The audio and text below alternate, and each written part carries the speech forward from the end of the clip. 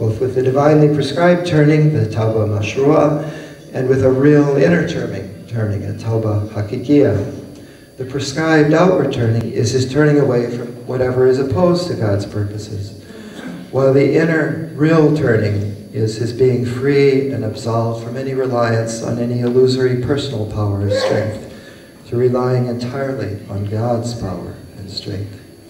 So the true knower is continuously standing between these two turnings, in this realm of spiritual responsibility, of taklif, and in this lower life, this dunya. Next, to go on to how we join the Rahimun. Next, we turn to Ibn Arabi's summary in chapter 559, where he has these wonderful summaries of each of the 560 chapters of the Fütuhat, of the essential inner meaning, the sir of chapter 339, which is about the inner knowing of the way station, of the kneeling, of the path of the Sharia before the Hakikate. His key point articulated in this concise passage is that the path to the ultimate reality of full humanity lies above all in our realization of the all-encompassing divine reality of God's creative, loving compassion, Rahmah, and in becoming a living instrument of the All-Merciful.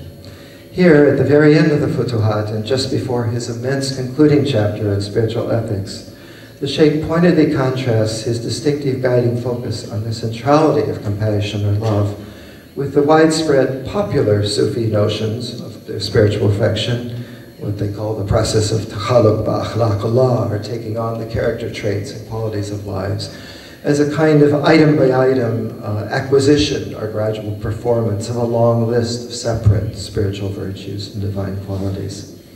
And he begins by the famous hadith, the true human being was created according to the form of the All-Merciful, Surat al-Khulq al-Insan al-Surat al-Rahman.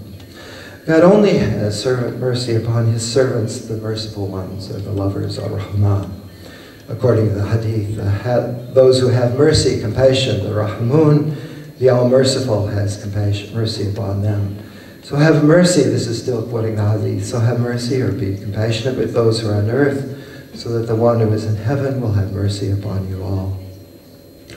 Ibn Arabi explains this hadith by saying that kinship, or the rum, ar-Rahim, is a branch of the divine name, ar-Rahman, the All-Merciful. And the All-Merciful is the form according to which the fully human being, insan, was created.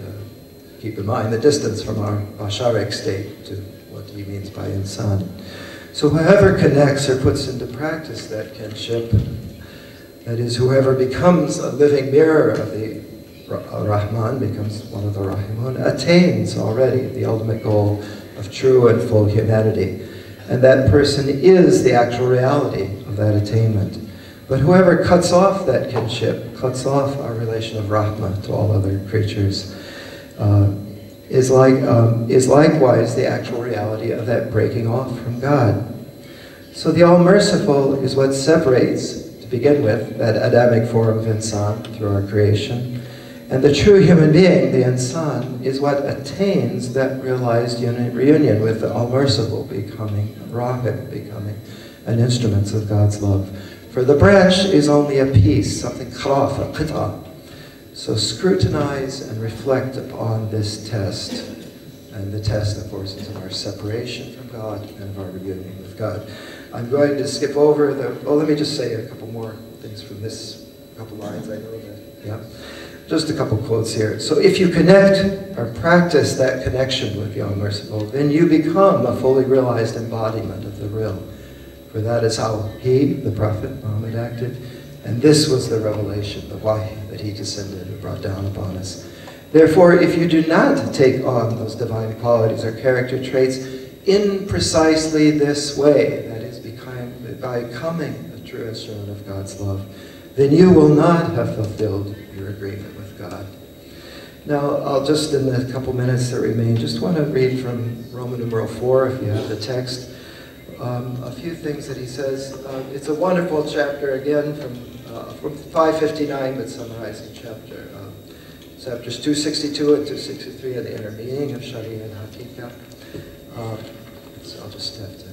Just talks about Hawa here, but Hawa is Eros. Hawa is the love that is really the earthly dimension of that Rahmah in all of its forms. So love is unfettered and roaming freely, as we clearly witness. Love leads whoever follows it astray from the pathway of God, but not from God. Since it pervades the whole entirety of God's dominion, it is in God's hand in all its forms. It's in the Malakut fi Yadillah. If the matter, al-amr, the divine order, were not thus, God would have harmed it. For if the ruler were not seeking that order by veiling his presence in all creation, then it would not be veiled. But God is in the being, in the actual existence, a very existent thing. So that love has unfettered freedom and open permission, and it has a key for every door. And he is the one who rules over its opening, its fat, which is why he is called the opener of Fatah. Its ruling power, its sultan, is in both this world and the next, though it becomes fully manifest in the resurrected state, in al-Hafirah. For that love for the people of blessedness is not a losing turn, nor is it a fruitless trade, since there, in the life of this world and the next, for you all is whatever your souls desire. And desire, shahwa here, is nothing other than that love. So whoever has loves has already fallen, and hawa faqad hawaya, which is why they say of the madly passionate lover, the ashik, that there is no way to reach him, even if he's gone astray from the way. So from that most manifestation of self-revealing at the moment of unveiling, the minds and intellects go away, so that this unveiling is for God's friends and his lovers and his knowers. So the right of love, is a poem in the Arabic, is that love be the cause of love. For if love were not in the heart would not worship love, or would not serve and worship. For there is nothing in existence other than love. The divine order is the order of love. The intellect is in need of it, and the intellect is only a servant standing before it. Love has full freedom and authority and uprightness, and the capacity for turning away from what the intellect enjoins. So what's most divine in us is not our intellect, but our capacity for love, which the intellect should serve. When the intellect overestimates its knowing, it favors its own discursive thinking over love. But as for religious tradition, for Natra, only the name Hawa has veiled its reality from the hearts. For there is nothing there in existence but love's decree and its ruling influence. The intellect Aql is only named because of its hobbling constraint, its ta'aqul. But love is only so-called Hawa because of its ever-triumphing power. Love is a divine attribute, and God knows it. It can lead us off from the highway of divine prescription, swerving aside. But love is the divine will. I speak directly, he says, yet you are unaware of that. Were it not for love, Satan, Iblis, knowing only intellect, would not be assailed with envy of Adam.